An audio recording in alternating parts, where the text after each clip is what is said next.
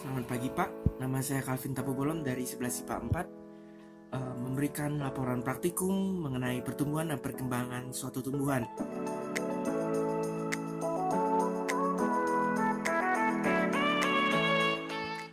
Sesuai dengan instruksi yang diberikan mengenai bab 1 pertumbuhan dan perkembangan, kita menggunakan media tanaman bekas, media minuman bekas sebagai tempat untuk tumbuhan bertumbuh, dan kita juga menggunakan biji yang cepat tumbuh, entah itu cabai atau bawang merah.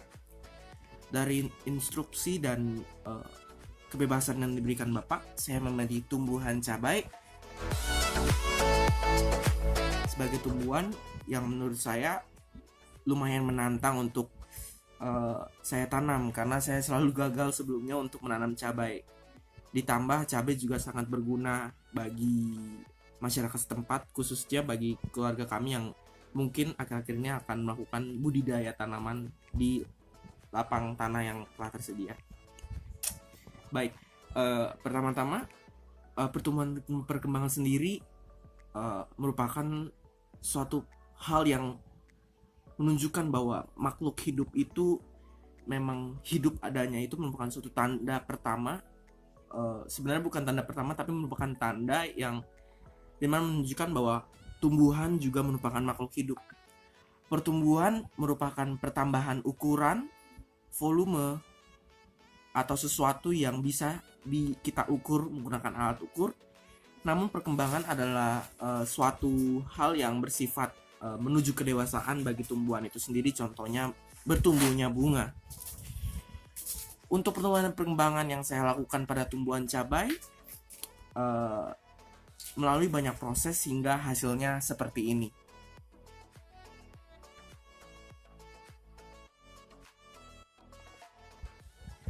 Hasil akhir ini adalah hasil akhir selama kurang lebih 1 bulan 2 minggu yang melalui teknik sprout dan juga penyiraman 2 kali sehari, pagi dan sore, sehingga memiliki tumbuhan dengan ukuran sekitar 2-3 cm setelah saya ukur tadi. Tujuan dari praktikum ini adalah untuk mengukur, mengetahui, bahkan melihat jelas apa itu pertumbuhan dan perkembangan, dan mengetahui faktor internal dan eksternalnya. Hari pertama saat Bapak instruksikan, jujur saja saya sudah melaksanakan itu dari saat Bapak instruksikan dan mengalami kegagalan 2 kali, yakni minggu awal dan minggu kedua. Minggu awal saya sekedar tanam saja dan saya menggunakan tanah apa saja, dan ternyata biji tidak tumbuh pada tanah merah. Dikarenakan pada tanah merah setelah saya selidiki tidak ada kegemburan tanah, sehingga biji sulit untuk bertumbuh walaupun saya sudah menyiramnya dengan air. Ditambah memang lubangnya tidak bekerja. Fungsi lubang pada media botol minuman bekas kan, setelah saya selidiki Pak, memang benar bahwa sangat berguna untuk mengalirkan air keluar agar tidak terjadi pengendapan.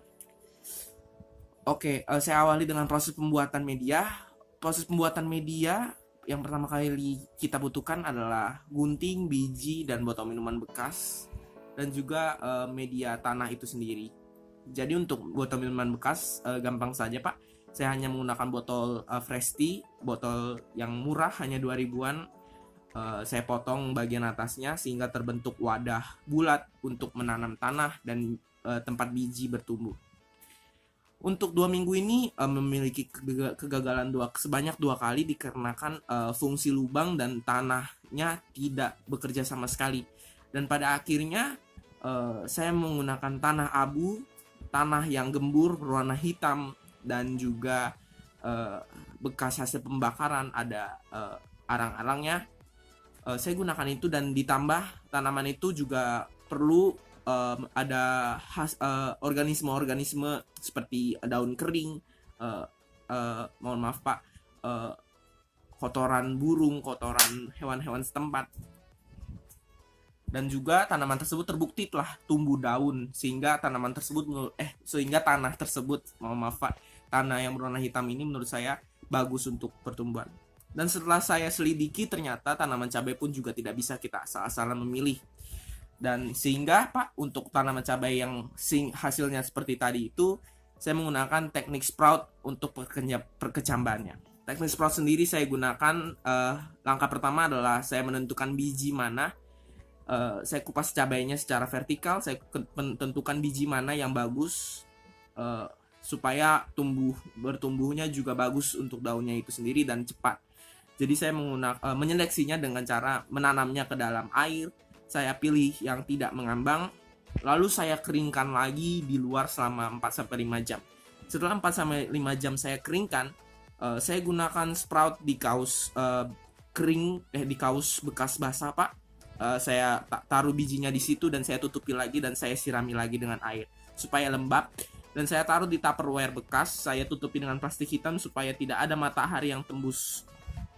Berjalan 3-7 hari, tidak ada sama sekali tanda-tanda perkecambahan. Namun setelah berjalan 1-2 minggu, saya melihat bahwa benar-benar ada kecambah yang keluar.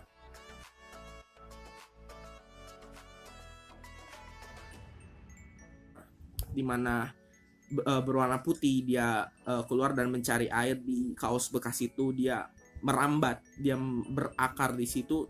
Dan biji cabainya itu sendiri diangkat ke atas, dari hari ke hari diangkat ke atas terus sampai akhirnya ada kelihatan berwarna hijau Pak. Dan bijinya pada akhirnya akan terlepas sendiri dan tumbuhan itu akan mandiri tanpa bijinya, dengan daunnya sendiri. Jadi prosesnya sendiri, bijinya akan terangkat dan daunnya akan mengupas, menembus dan keluar dari biji itu sehingga biji itu tidak digunakan lagi. Dan hipotesis saya mengenai ini adalah dikarenakan tanaman cabai adalah dikotil, karena menurut saya untuk tumbuhan monokotil seperti jagung, singkong dan juga kelapa itu bijinya benar-benar tertanam di bawah, tidak diangkat ke atas, tapi tumbuhannya itu yang terangkat sendiri ke atas menembus media apapun yang ada. Setelah teknik sprout yang dilakukan, saya tidak awalnya saya sebenarnya kan di 2 minggu awal saya kesalahan percobaan sebanyak 2 kali. Nah setelah teknik sprout ini saya juga mengalami kesalahan 1 kali lagi juga Pak. Jadi sebenarnya totalnya 3 kali. Kesalahannya kenapa? Karena saya tidak sabaran, baru H+8 dari teknik sprout saya langsung tanam. Dan tanamnya itu juga langsung tanam dan lupa-lupa siram juga, sampai akhirnya tidak tumbuh sama sekali. Tidak, benar-benar tidak.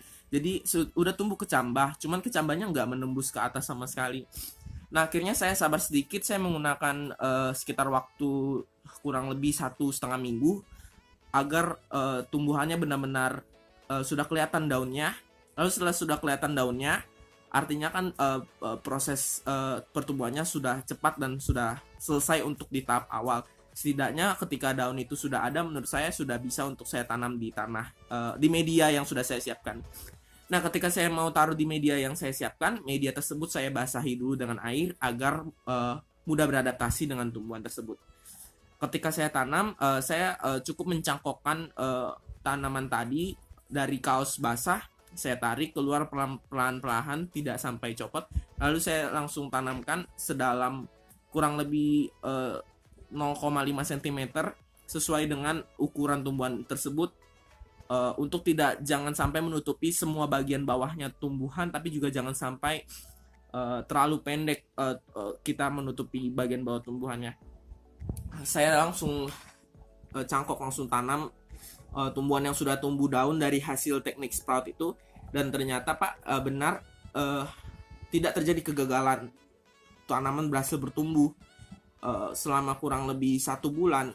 Tanaman bertumbuh dari 0,5 cm menuju 1 cm, menuju 1,5 cm, hingga akhirnya bisa jadi seperti sekarang, sepanjang 2-3 cm.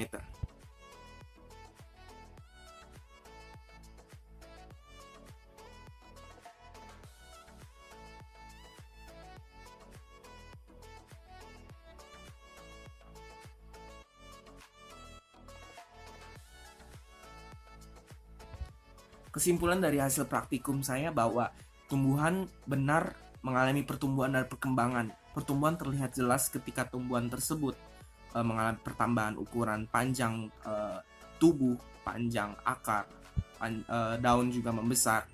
Lalu untuk perkembangannya sendiri, dari yang tadinya hanya biji, kemudian berkecambah dan tumbuh daun. Dan dari hasil praktikum saya selama 1 bulan 2 minggu ini, saya menemukan bahwa ada banyak faktor yang menentukan kualitas pertumbuhan dan perkembangan tanaman tersebut. Faktor yang pertama adalah faktor internal, yakni gen.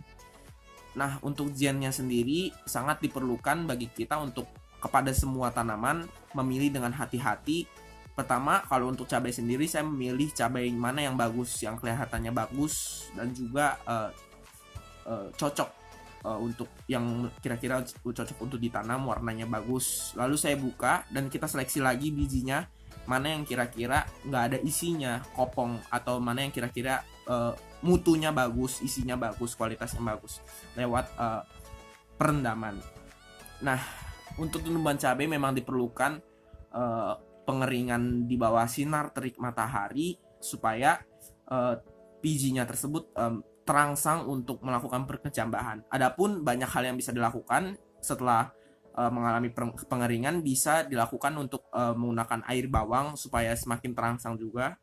Tapi untuk teknik sprout sendiri memang sangat berfungsi, khususnya saat dilingkupi plastik hitam dan ditaruh di tempat yang lembab, agar biji tersebut benar-benar terfokus untuk bertumbuh, karena diketahui juga ada hormon auksin yang jika terkena sinar matahari maka akan memperlambat pertumbuhan tanaman. Nah, selain faktor internal, tadi saya sempat singgung, ternyata ada faktor eksternalnya juga.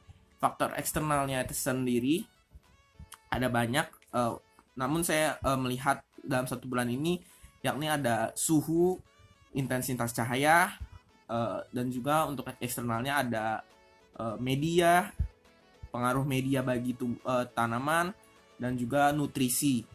Nah, untuk nutrisi diusahakan untuk tanaman cabai melakukan penyiraman 2 kali sehari di awal-awal pertumbuhan, karena untuk tumbuhan yang baru sangat memerlukan nutrisi, khususnya air yang banyak.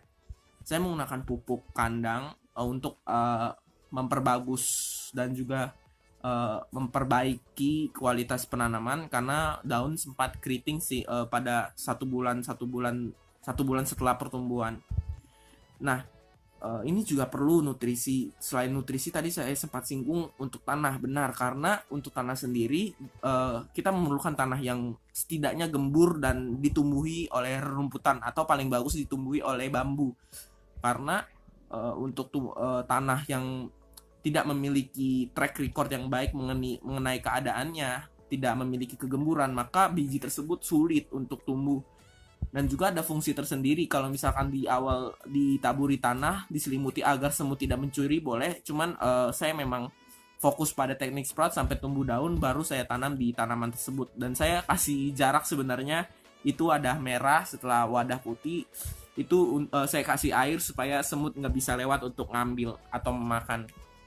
Nah, ada lagi faktor internal yang saya singgung, yaitu intensitas cahaya. Benar sekali, Pak, ternyata setelah saya lakukan praktik untuk tumbuhan, saya menggunakan 2 minggu awal saya selesai taruh tanamannya di media, saya taruh di tempat yang teduh saja, dan ternyata tanaman tidak mengalami bengkok, lurus. Cuman ketika saya benar-benar taruh di tempat terik matahari sekali, tidak ada keteduhan atau halangan yang menghalangi, ternyata tanaman justru berbelok ke arah tumbuhan, dan ada yang bagian belakangnya itu kayak jangkung sendiri gitu, kayak numbuh sendiri. Ini mungkin karena dipengaruhi oleh hormon yang tadi sempat saya singgung. Lalu itu untuk intensitas cahaya dan suhu juga sangat perlu, karena untuk suhu sendiri untuk tanaman cabai biasanya memang membutuhkan kelembapan dan juga di suhu yang tidak terlalu panas, tapi tetap membutuhkan sinar matahari sebagai keteduhan dan sebagai pertumbuhan tanaman itu sendiri. Demikian hasil praktikum saya, Pak. Kurang lebihnya mohon maaf.